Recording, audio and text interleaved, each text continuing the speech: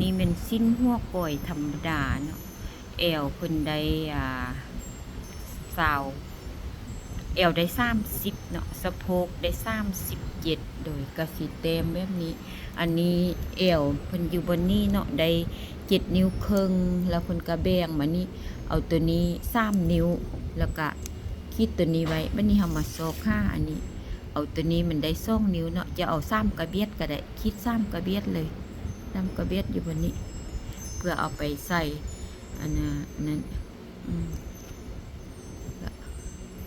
3 กระเบียดจะเอามาใส่นี้แล้วมาแบ่งคิดตัวนี้3 กระเบียด6 คิดนี่มานี่อยู่บนนี้6 คิดแล้วก็แบ่งครึ่งตัวนี้มานี่แล้วก็คิดลง5 นิ้วเพราะว่าอันนี้ถ้ามันกลายมานี่ประมาณนิ้วหนึ่งเนาะหัวก่อยนี่กลายมานี่ประมาณนิ้วหนึ่งจะคิดลง5 นิ้วดูเพียงคิดซื้อเลย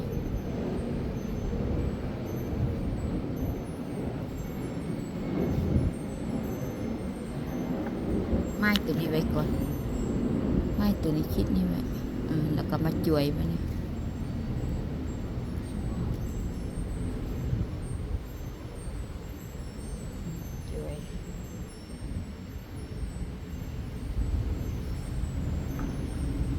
แล้วก็มาแทกตัวนี้มันเลือดเท่าใดนี่แทกมานี่มันเลือดอยู่ประมาณนิ้วหนึ่งกระเบียดเจ้าเก่าออกมานี่นิ้วหนึ่งกระเบียดนี่มาใส่ไม้บรรทัดกงแล้วนี่เขากับกงเนาะนิ้วหนึ่งกระเบียดกับกงเลยกินกับเจ้าเอามาพีมันจังบ่าย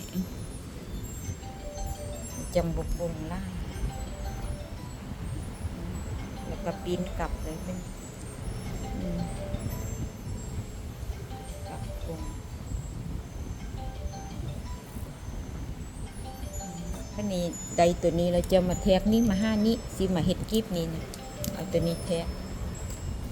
มันเลือดเท่าใด4 นิ้วจะก็ออกมา4 นิ้วแล้วก็ไม้เราออกมานี่นิ้วหนึ่งเลย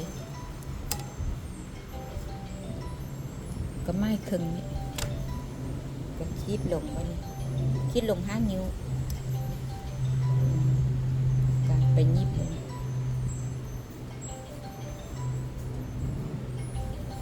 ชิ้นหัวก่อยธรรมดาเนาะอันนี้โบเมนชิ้นหัวก่อยเพียง5 นิ้วแล้วก็คิดไป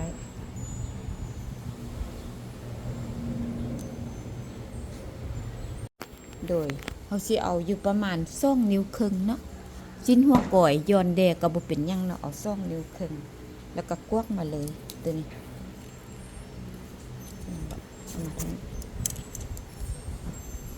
กวักมาฮอตตัวนี้เนี่ยกวักมาเลยคิดมาเลย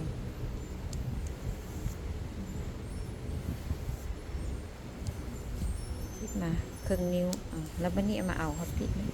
คิดนี่มานี่เอานี้ลงมานี่อันนี้เอานิ้วลง1เลยธรรมดาครึ่งนิ้วแล้วเอาลงมานี่นิ้ว1เลย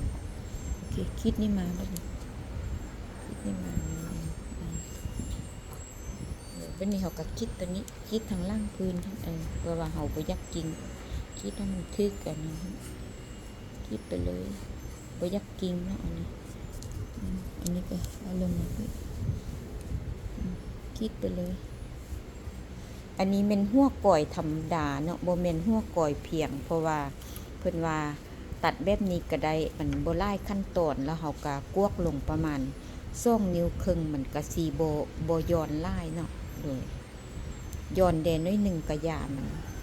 บอกว่ามันเพียงปันได้หัวก่อยเพราะว่ามันเป็นสิ้นโบราณเนาะเขาลุงแบบยาวแล้วฮะมันเป็นคือสิ้นโบราณตะกี้นะโอเคเมื่อไรจะก็มาจิ้งนี่เอาเครื่องนิ้วขึ้นมาเดี๋ยวอันนี้มันจะปิดตะปัด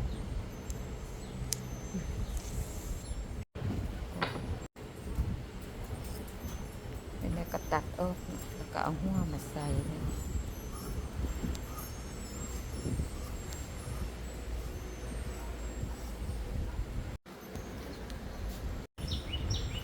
นตัวนี้ห้ามกายมาพี่ไล่เนาะเวลากายไล่แล้วมันสิดึงมันสิจอง ตัดนี่เลยเนาะ เมนตัดพอดีให้มันเพียงกับ ตั ตั ด ว นี่ นี้ เลย เลย เหรอ แม่นละตัดนี่เลยตัดแล้วเราก็หยิบกายมาให้มันทึกของเก่านี่เลยโอเคอันนี้ก็เป็นหยิบตรงนะเจ้าสิหยิบถึงบ่หรือเจ้าสิหยิบลุมเย็บถึงเอาเลยเนาะมันจังแน่นหน้าดีเย็บถึงเลยแล้วไปแล้วเนาะบัดนี้ก็สิโตะมาใส่หัว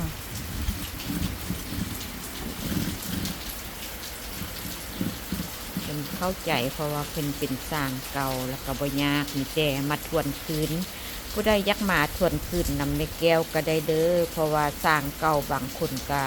บ่ได้หยิบหลายปีเนาะมาเหียนมือเดียวก็สิเข้าใจแล้วก็สิเป็นไหวเนาะเพราะว่าเขาเคยเป็นสร้างและมีแต่ว่ามาลืมบทเรียนคืนสำเร็จออกมาแล้วเนาะอันนี้เป็นชิ้นหัวก้อยธรรมดาเนาะ